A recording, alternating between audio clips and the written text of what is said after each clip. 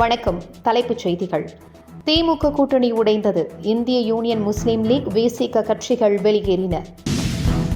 இந்திய யூனியன் முஸ்லீம் லீக், விசிகவிற்கு தலா ஒரு அமைச்சர் ஒதுக்கீடு. IUML சார்பில் ஷாஜகானும், விசிக சார்பில் வன்னியரசும் நாளை பதவியேற்பார்கள் என தகவல். தமிழகத்தில் கடும் வெப்பம் சுட்டெரிப்பு. வட மாவட்டங்களில் அடுத்த 2 வாரங்களுக்கு வெயிலின் தாக்கம் அதிகரிக்கும் என எச்சரிக்கை. குழந்தைகளை தேர்தல் பிரச்சாரத்திற்காக பயன்படுத்திய புகார். தாவேக்கு பதிலளிக்க சென்னை உயர்நீதிமன்றம் உத்தரவு. சென்னையை தொடர்ந்து நெல்லையிலும் ரவுடிகளை கைது செய்யும் நடவடிக்கை. நெல்லையில் இன்று 41 ரவுடிகள் சிக்கியதாக தகவல். இனி விரிவான செய்திகள்.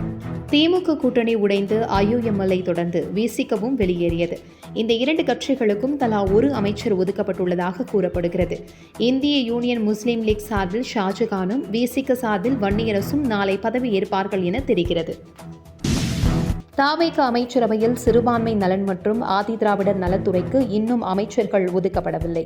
இந்த துறைகள் இந்திய யூனியன் முஸ்லீம் லீக் மற்றும் விசிகவிற்கு ஒதுக்கப்படும் என கூறப்படுகிறது. நாளை பதவியேற்பு விழா இருக்கும் என்றும் தகவல் வெளியாகியுள்ளது. தமிழக அமைச்சரவை விரிவாக்கம் செய்யப்பட்டுள்ள நிலையில் முதலமைச்சர் விஜய்க்கு கூடுதல் பொறுப்பு ஏற்றுள்ளார். பொது நிர்வாகம், காவல்துறை, உள்துறை, சிறப்பு திட்ட செயலாக்கம், மகளிர் உள்ளிட்ட துறைகளை கவனித்து வந்த முதலமைச்சர் தற்பொழுது வறுமை ஒழிப்பு மற்றும் கிராமப்புற கடன் சுமை ஒழிப்பு துறையை கூடுதலாக கவனிப்பார் என அறிவிக்கப்பட்டுள்ளது. சென்னையை தொடர்ந்து நெல்லையிலும் ரவுடிகளை போலீசார் அதிரடியாக கைது செய்துள்ளனர். முதலமைச்சர் விஜயின் உத்தரவின்படி ஆபரேஷன் ஸ்பெஷல் டிரைவ் என்ற நடவடிக்கை தீவிரப்படுத்தப்பட்டுள்ளது. அந்த வகையில் நெல்லையில் இன்று சரித்திர பதிவேடு குற்றவாளிகள் 37 பேர் உள்பட 41 ரவுடிகள் கைது செய்யப்பட்டுள்ளனர். தமிழக அமைச்சரவையில் வரலாற்றிலேயே இல்லாத அளவிற்கு AI தொழில்நுட்பத்திற்கு புதிய துறை உருவாக்கப்பட்டுள்ளது. AI துறை அமைச்சராக வேளச்சேரி தொகுதி MLA குமார் பதவியேற்றுள்ளார்.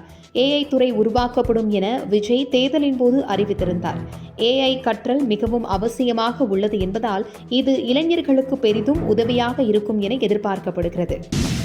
குழந்தைகளை பரப்புரைக்கு பயன்படுத்திய புகார் தொடர்பாக தாவேக்கு பதிலளிக்க வேண்டுமென உயர்நீதிமன்றம் உத்தரவிட்டுள்ளது.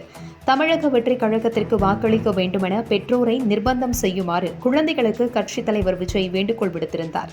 இதனையடுத்து புவனகிரி வழக்கறிஞர் வாசுகி தொடர்ந்த வழக்கில் தமிழக வெற்றி கழகமும் தேர்தல் ஆணையமும் பதிலளிக்க உயர்நீதிமன்றம் உத்தரவிட்டுள்ளது.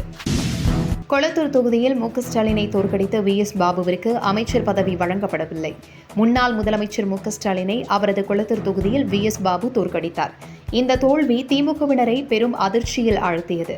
இந்நிலையில் ஸ்டாலினை தோற்கடித்த VS பாபுவிற்கு ஏதாவது அமைச்சர் பதவி வழங்கப்படும் என அவரது ஆதரவாளர்கள் எதிர்பார்த்திருந்தனர். ஆனால் அமைச்சர் பதவி வழங்கப்படவில்லை. VS பாபுவின் டிராக்டர் ரெக்கார்டு சரியில்லாத காரணத்தால் அவருக்கு அமைச்சர் பதவி கொடுக்கப்படவில்லை என கூறப்படுகிறது. தமிழகத்தில் கடந்த சில நாட்களாக கடும் கோடை வெப்பம் சுட்டெரிக்கிறது. காலையிலேயே வெயில் சுட்டெரிக்கும் நிலையில் படிப்படியாக வெப்பம் அதிகரிக்கிறது.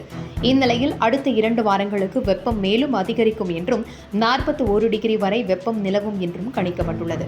பொதுமக்கள் எச்சரிக்கையுடன் இருக்கும்படியும் நண்பகல் வாக்கில் வெளியே வர வேண்டாம் என்றும் அறிவுறுத்தப்பட்டுள்ளது.